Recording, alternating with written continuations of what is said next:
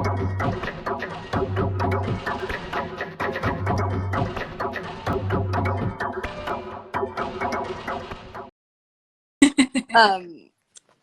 so my name's Rosie. I'm the founder and director of Someday Gallery in New York, and also a writer and the current arts writing mentor for Topical Cream, which is now in its fourth iteration and the second one that I've been leading this spring.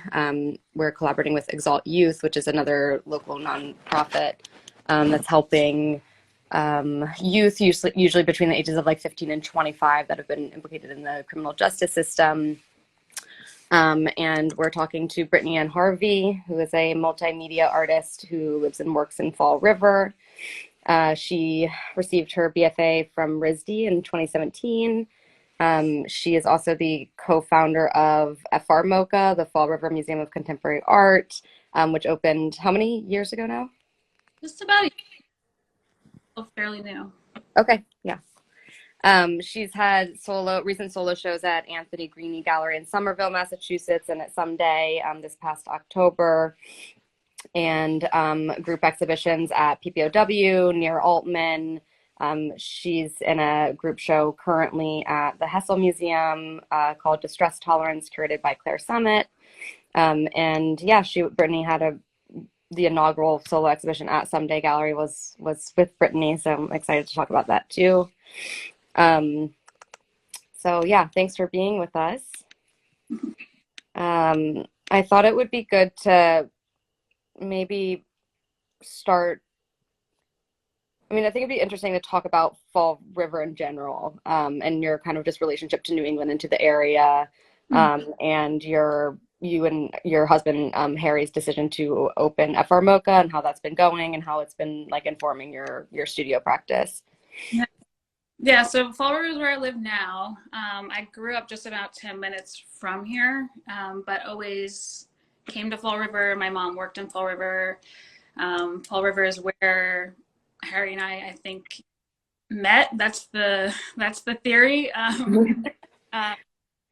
We attended punk and hardcore shows like as teenagers, and that's really kind of where we initially overlapped, and those things would be happening in Fall River, New Bedford, and Fairhaven, and so that was like my first draw, I guess, to the city, and peripherally, just living so close by it, it was something that was driving time, and all of my education was technically in Rhode Island, so Massachusetts and Rhode Island is, at least the part of Massachusetts that I'm in, you cross the border often. So technically I was in Rhode Island for my education, starting at community college and State University, and then finally RISD. But, after going through that, during that, Harry and I, because we've been together the whole time, we felt, like maybe we needed to leave this area in order to kind of pursue this kind of, art practice and connection to the contemporary art world.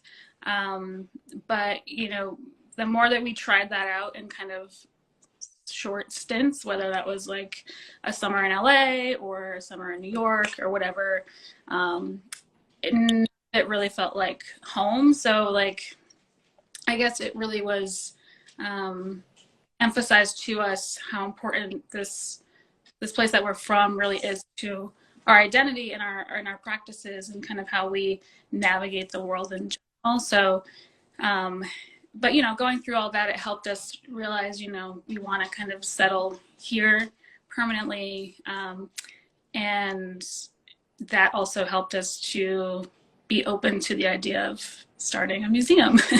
Kind of just happened, which sounds ridiculous, but it's true.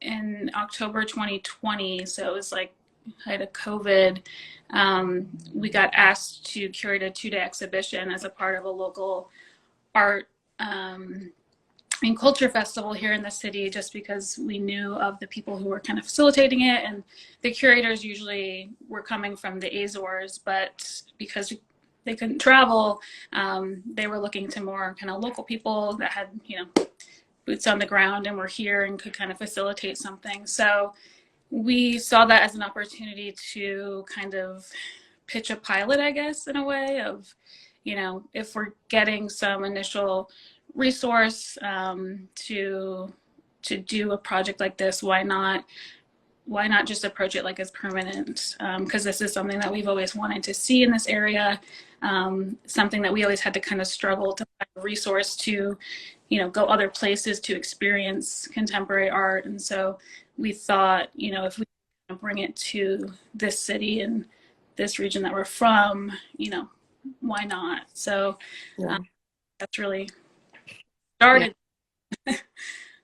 Yeah, no, I mean, I think that one thing that's really interesting about the museum, and it's also funny, like hearing like the background of you and Harry meeting at these like punk and hardcore shows, and there's the museum itself, it's the graphic design has like a really specific aesthetic. Like, hold on, I'll try to that feels quite different than maybe like another contemporary art museum, and then I feel like kind of reflects also just more even like medieval and Gothic references in both of your work.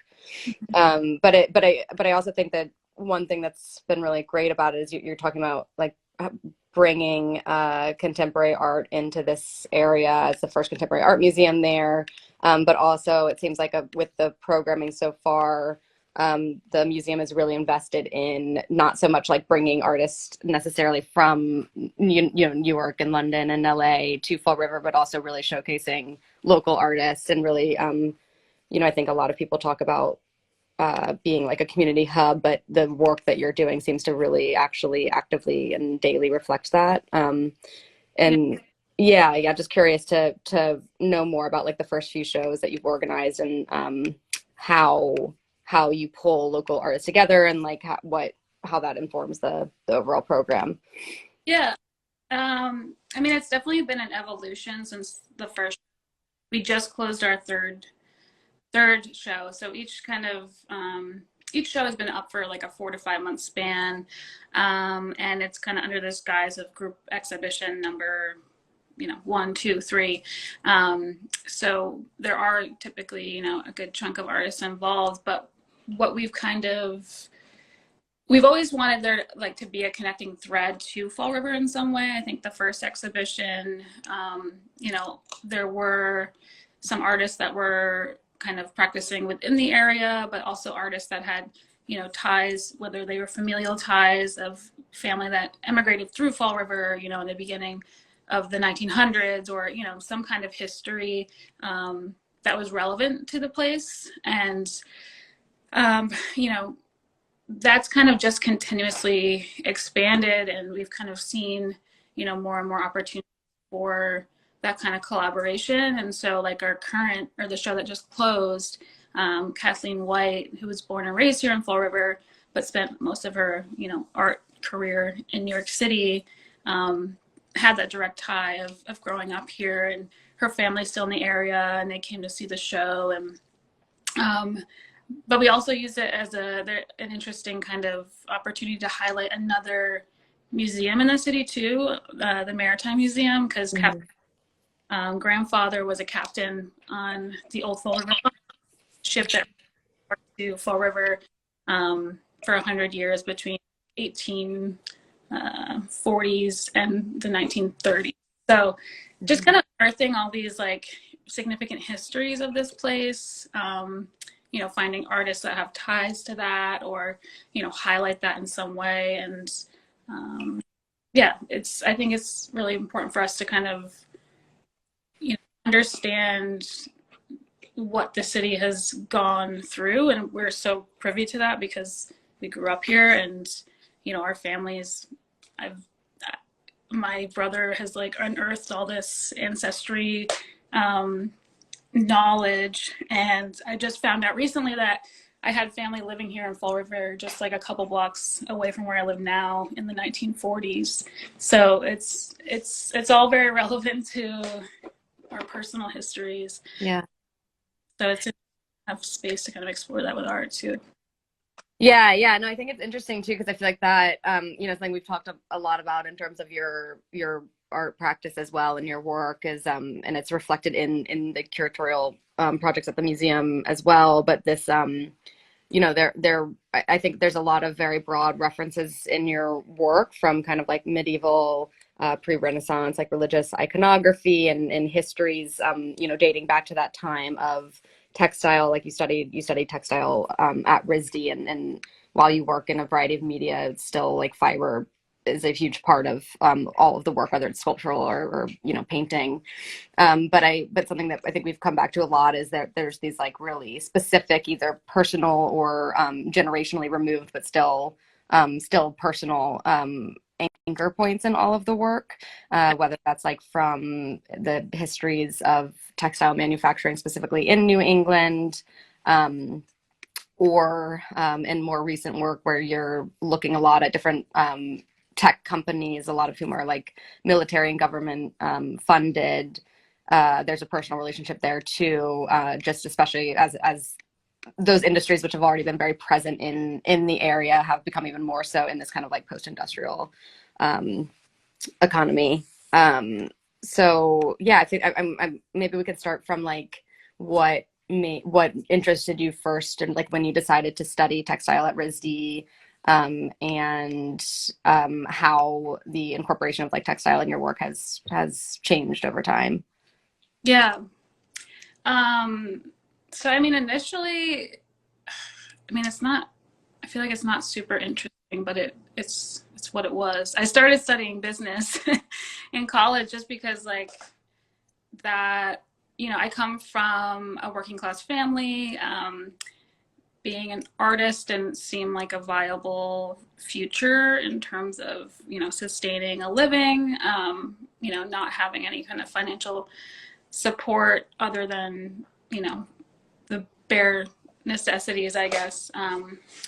And so yeah, I initially studied business, but I was kind of always wanting more room to question and kind of you know put my own spin, I guess, on what I was learning. And so I transferred to a state university and I started studying design there. I think the most accessible material we have initially is textiles because it's something that we wear every day.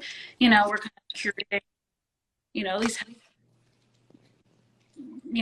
being viewed by the world or whoever we encounter on a daily basis. So uh, to having some outlet for idea and playing around with these things and material. But so I started studying more and I actually got into RISD for but I just never really had the space to kind of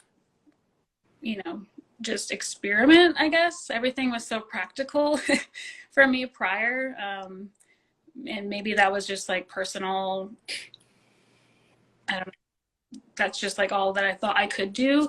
But once I got to RISD, I had the space to kind of explore a bit more and make more sculptural work and painting. And I realized stuff that really resonated. And so I transferred into textiles because that felt like a nice in between of, that initial kind of connection with material and, but also not having to make like a wearable output. So, yeah, I don't know. I've always had that kind of draw to various materials, textiles, especially.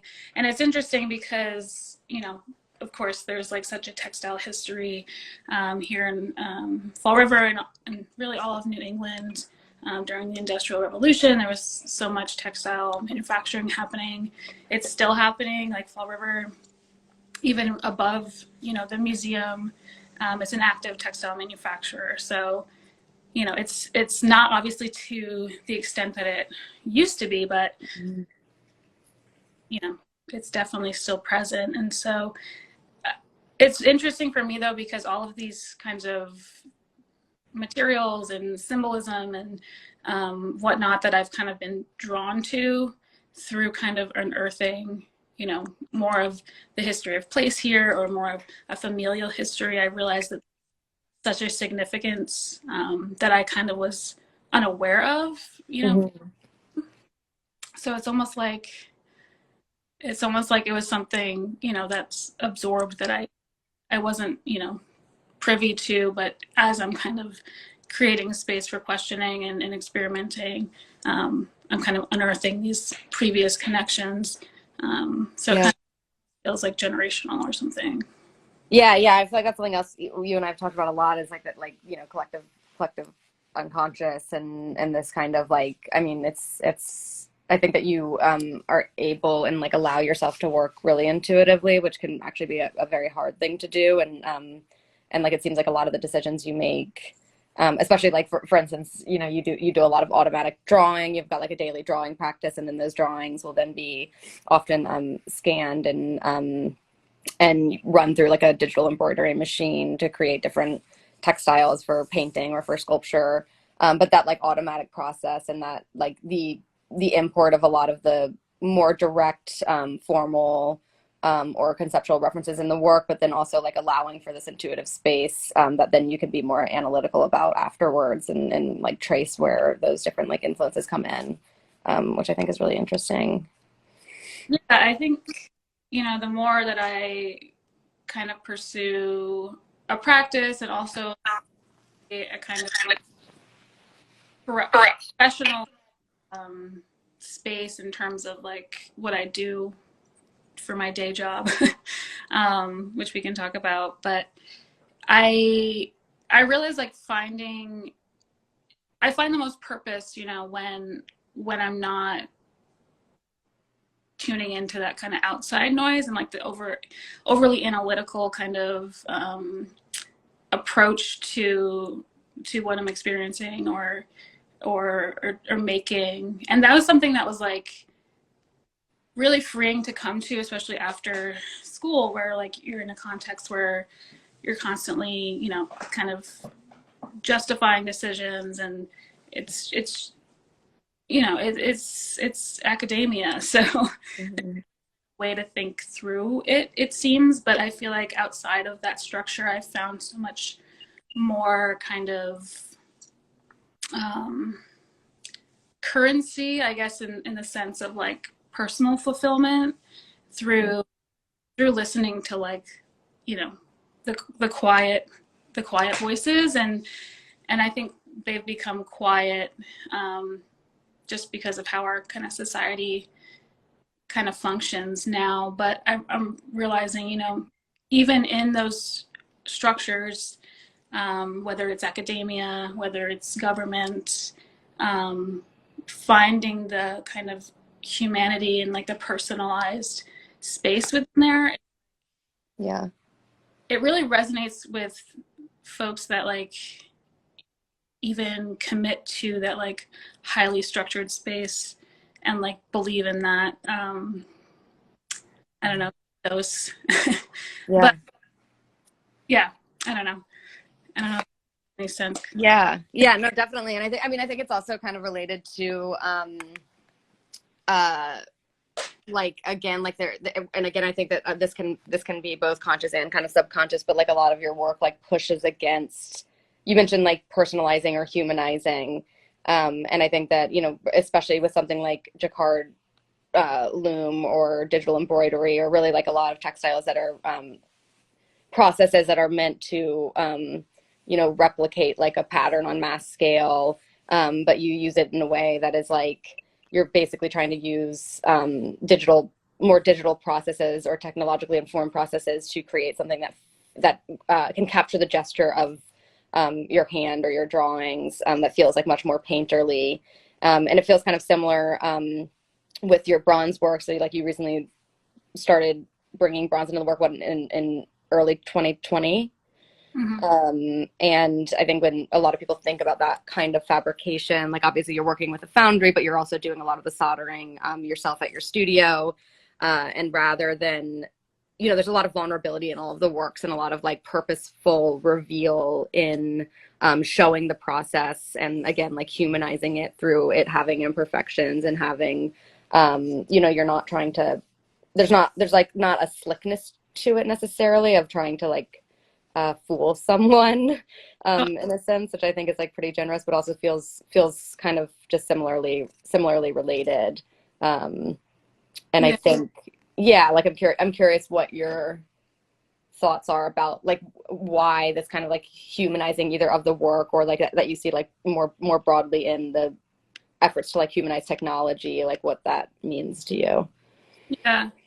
Yeah, I guess, just thinking about it now, there's definitely like a relevance to where I grew up because I grew up in a trailer park. Um, and that was like a mass manufactured form of a space to reside, right? Like in the trailer park alone, there's rows of pretty much identical housing um, that, for the most part, is fabricated in a warehouse and then brought to site and either assembled on site or, in the case of the kind of trailer that I lived in, it's something that was on wheels that was just kind of rolled into place. Like, I definitely have had a lot of interest in just like understanding that space and like how it helped kind of shape my understanding of material in a lot of ways. And also like even just what my understanding of art was to begin with, like in that setting, the kind of art that was adorning the walls was like prints from big lots of like palm trees, Mhm. just like, just very generic depictions of like some kind of beach paradise or something. So, Yeah. but within this like well, that alone is a mass produced image, and Mhm. like this like you know, low scale department store. Um, so my mind just like wanders to like how many spaces that image is in and what those spaces look like, and Yeah. but like also living and growing up for the first 18 years of my life in a trailer that's made of aluminum and vinyl siding, and so I have done some research in terms of what the manufacturing of those spaces, what that reality is, Mhm. and so I think maybe that's my initial connection to the manufacturing side of it all. Yeah. But as I kind of explored the textile processes, understanding the hand element of it, and I went through the hand weaving and the hand knitting and all of that, but really being drawn to the digital space too, and with the jacquard and the digital embroidery. But yeah, questioning, I guess, the main imagery that comes out of those processes, which is oftentimes very graphic, um, Hmm. very like logo based. So it just falls right in line with that kind of mass manufactured approach, right? Of cheapest, quickest, that kind of thing. So yeah, I kind of just intrinsically really wanted to do something different. And I think, in all of these spaces, whether it's where I grew up, whether it's, in an academic institution, the government, like I'm just wanting to like carve my own space and still have an identity. Hmm. um, Yeah. and so I think that's like my approach to, these textile processes too. It's like I I'm fascinated with the digital. I'm intrigued by um, technology and like that advancement. I think is kind of inevitable, and but at the same time, it's like how do we kind of continue to remember our own hand or Hmm. the Yeah. humanize it. Yeah, and also like and what like yeah, like technological advancement is inevitable, but what which kind, like just in the sense of like so for the more recent sculptural series you've been looking a lot at robotic dogs, like probably like the most popular being Boston Dynamics Spot dog, which is they're like that. A lot of these companies have been, the technology inevitably seeps into the public market and public sphere, but like a lot of the technologies that end up getting to that point, it's because they have military or government funding, whether it's for surveillance or militarization. Like a lot of these robots are for warfare of some sort, or like drone use. I'm going to show a photo just in case for people who haven't seen. So this was like the first one. Yeah. Um, and I think again, like you're pulling in, like obviously there's like some really specific kind of religious and art historical iconography pulled in here. And it's really like fabricated in a way that feels adorned or like almost altar-like, and definitely in that sense way more personalized or humanized or organic in some way than like what I finally watched that video you sent me to of the new one, like what they actually look like, which is like really terrifying. But they don't. But I think because of that reason, there's like it's not like a sentimentality, but they don't feel overly critical or overly like sterile or even like analytical from a removed distance. Like I think that what has really like struck me about those works is that they feel so almost like beloved in the way that you're fabricating them or presenting them. Yeah, I'm just curious, like how you first got interested in the robot dogs in general, and how you're pulling in like all of these different kind of like broad reference points into a single sculpture. Yeah. Um, so I mean, my first like connection with these robots, I think, was through Harry. When he was working as like a commercial photographer, he had an assignment to photograph um, LS3, I think it was called. It's a mule version of these robots. So it's a lot bigger, kind of like I guess, a mule. Yeah. But so he had that assignment. So I kind of was exposed to the research that was going on. And that was, in Massachusetts, just outside of Boston, so very close to where we live. And that was probably maybe 6+ years ago. And then I got the opportunity to work with him on a shoot to photograph another robot at MIT that was supposed to be a human. So it mimicked, a bimodal being rather than a dog or mule or whatnot. So I got to witness that, firsthand. And so initially, I didn't start making art about it or whatnot, but it was just that something that I had absorbed and knew, the reality of what was kind of going on in these research spaces just an hour or so away from where we live and grew up and whatnot. And I guess the more direct connection has come more recently with my current job, as I work for the Navy at a research and development facility. So I'm directly within these spaces that are utilizing similar technologies, and it's really been fascinating for me to kind of just absorb, I guess, a bit of the mental space of like what these technologies kind of stem out of. When you realize how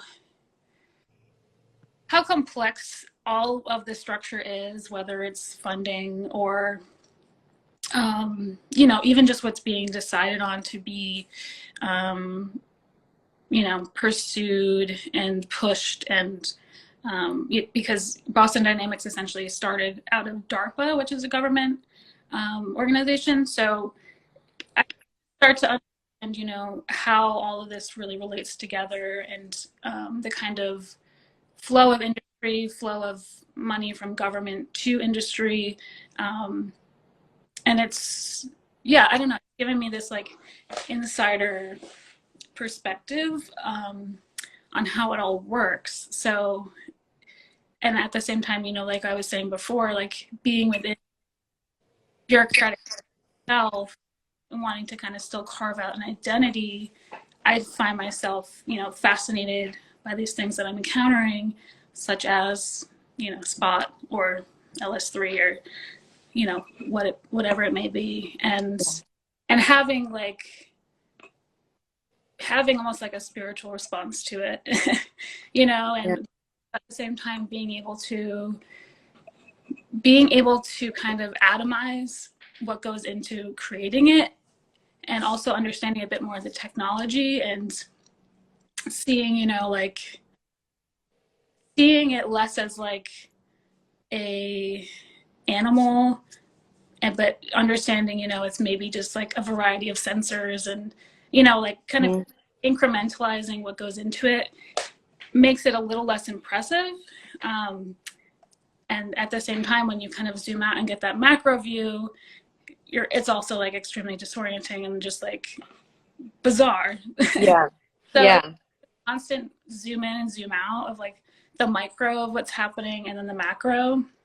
And you know, I realize like it's all very similar to how I think humanity has always kind of functioned. You know, I think we've always had very similar issues that we've been fighting over or debating or, you know, just struggling with, and it just looks different. So I mean, with the sculpture that you showed, it had the sacrifice of the lamb embroidered on the drapery. Yeah. And so I was kind of thinking of like the robot dog a bit as a sacrificial lamb, you know. It's just a little bit more autonomous and a different form, but it oftentimes in its use now is being sent into dangerous situations, whether it's, you know, military or Police nuclear. forces. What's that? Police forces, right? Because what Yeah. was in NYPD that had some like hundreds of $1,000s contract with Boston Dynamics, and then a video was released, and there was enough outcry to they ended up canceling the contract. Yeah. And it's interesting because, like, you know, depending on the context that the technology is put within and the use that it's utilized for, you know, I think it just alters our perception of it so much. Like the engineers that are working on this type of thing, like their intention is good, you know, Yeah. and I think even Boston Dynamics has like a purchase agreement when you buy one of these robots from them that you have to like essentially sign off that it won't be used for like ill will. Mm-hmm. And it's like, you know, bureaucratically they can account for that through a signature on a contract. Yeah.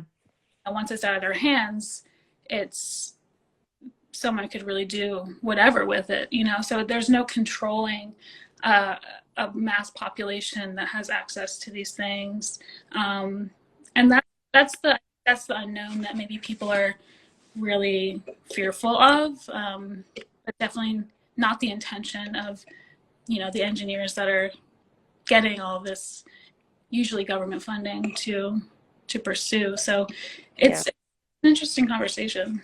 Yeah. Yeah, I mean, I think it also like taps into, I mean, kind of what you were saying earlier about this like micro or macro, like the, you know, the different kind of like ways that they can be interpreted or experienced. I think it also really taps into, or like to me, really like complicates even further, like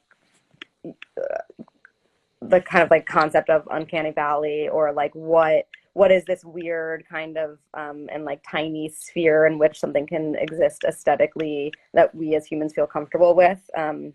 And like in this case, I mean, I think that they're so intrinsically terrifying for some reason. And you know, it's funny because I think that like a lot of the way that they formally are designed and look like, that's just pure functionality, right? Like they look that way so that they can scale hills and like run over ice, and that they can walk upstairs, and that they have like a certain dexterity. But for whatever reason, that kind of like culmination is in this form that feels so so scary, because it's um, just like human enough, or just kind of organic enough, but then, obviously feels so kind of like cold and dead and non-rational. But then there's also this other side of it where, I don't know, there's these like videos from a lot of the original testing from Boston Dynamics online, where like in order to show the functionality, like they'd have to do something like to show how they could recalibrate by like pushing them downstairs or like pushing them away with a stick. And Yeah. in that moment, instead of like, at least for me, my experience goes from being like terrified of these like, kind of robotic, like feelingless machines, to feeling like weirdly sorry for them, and like as if they actually are real dogs that are getting Yeah. pushed away or physically hurt in some way. And there's something like very interesting, and I think that your work is really playing with that kind of like weird space between like being unable to project some sort of like human emotive feeling on it, whether it's like negative or positive, or fear based or love based. Yeah, totally. It's interesting. Like, I wonder, yeah, I don't know the decision behind like not giving it more kind of animal features. Like they're, there's no head and there's no eye and there's no, Yeah. which, I mean, I guess that's comical in some sense if they're trying to use this for a very like serious application, but they still refer to it as a dog or a cheetah or a mule, Yeah. there's this like surface level connotation to recognizable life. And yeah, I mean, the most amazing thing about them is the fact that they can kind of like think on their own in terms of like navigating terrain, and they can respond if you kick it and Yeah. not, but get hard and it might still fall over and then Yeah.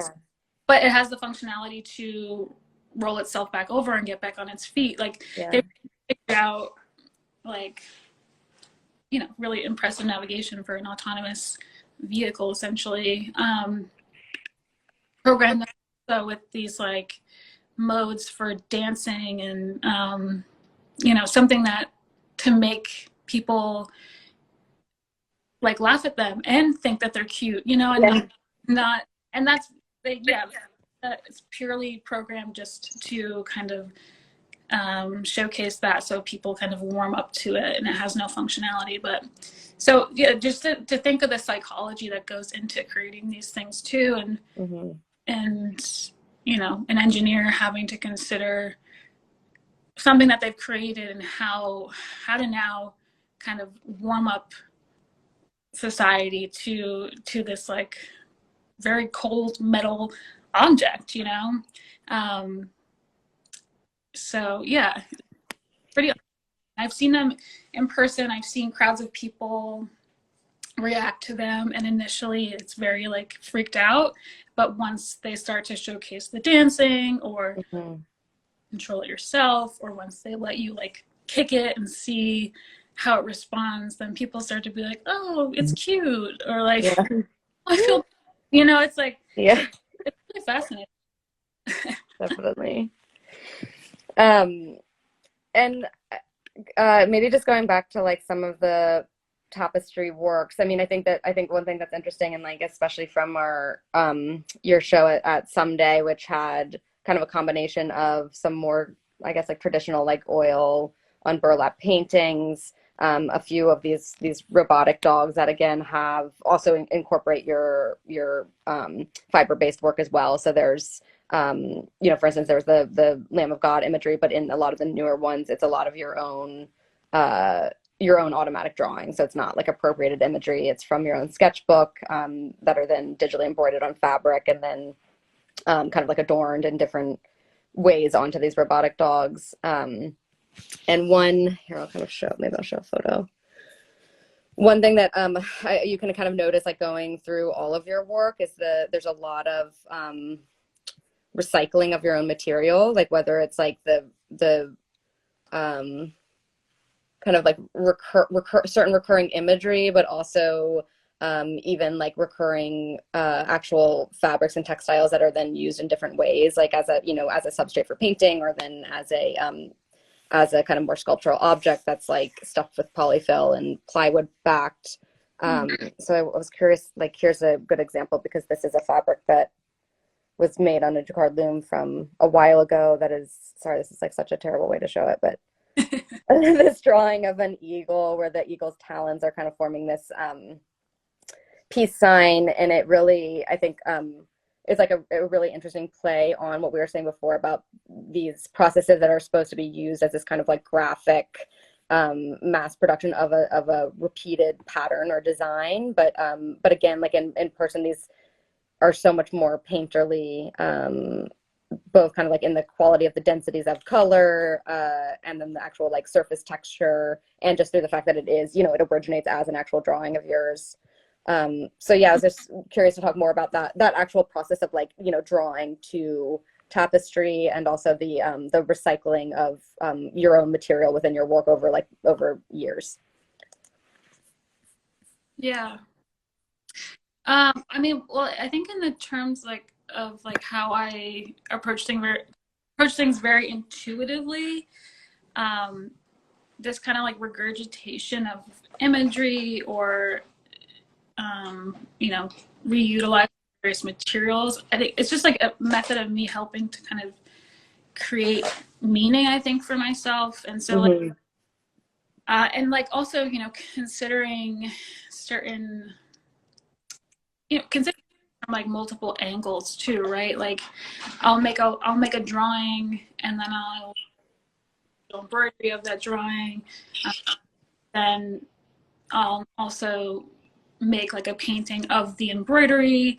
So it's to try to like understand each process even further through creating through different processes.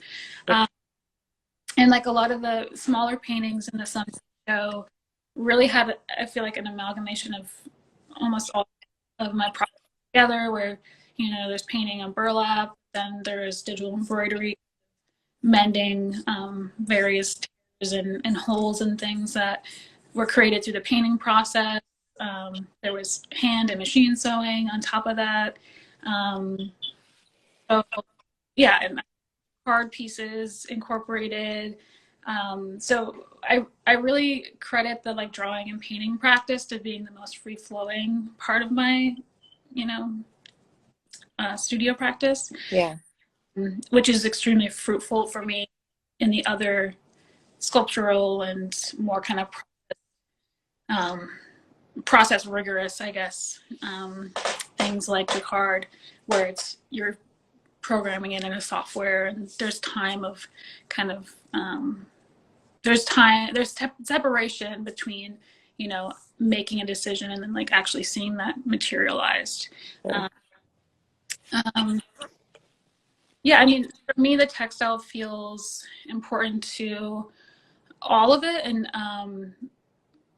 almost as like an archive of information itself. Like I see my paintings very much like utilizing textile as part of the medium, and not just surface. And so I'll start a painting by, you know, drawn to a specific store even. So like, yeah, for me, they kind of have like inherent kind of character to them sometimes, or really looking for with material. So it's almost like it's like a key starting point for me, is like some kind of unspoken character that I'm, you know, feeling is kind of ruminating from a material, and then contributing some kind of alteration to it, whether it's paint or thread, or sometimes I think the paintings in the Someday show, I ended up taking like a orbital sand or two. Yeah, they're very like textural and sculptural, and even in their like wooden frames.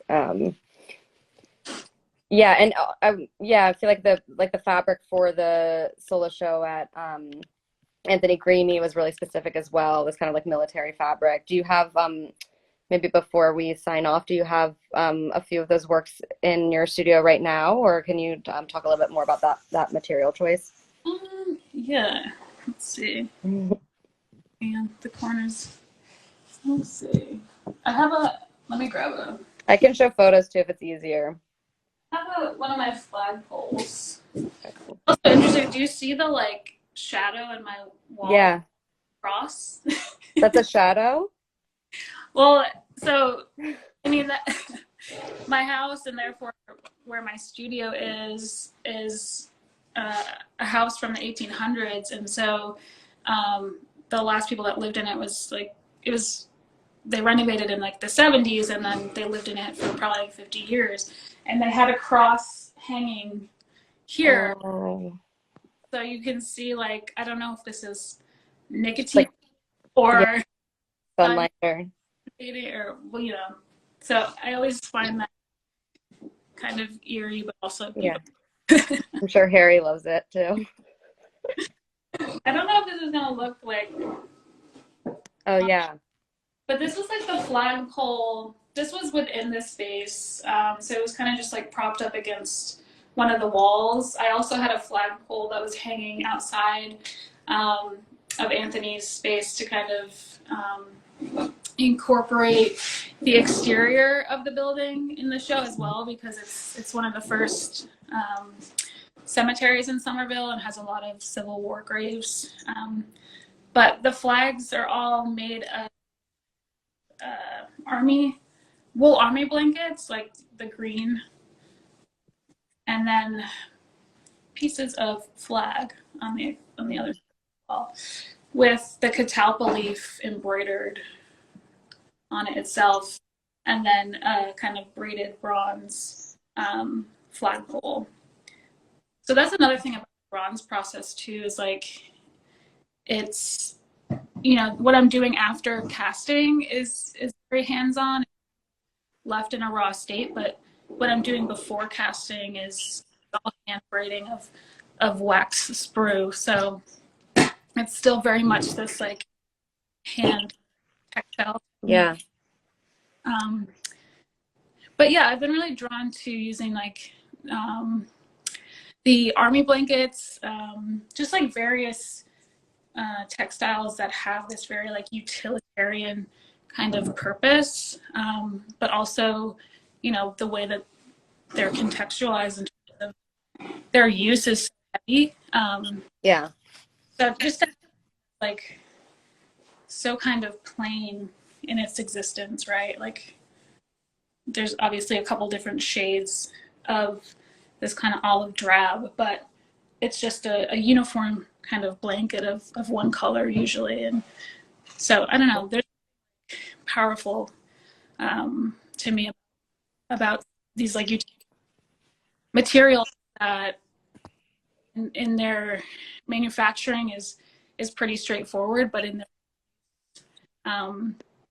kind of gets the bulk of its meaning. And Yeah.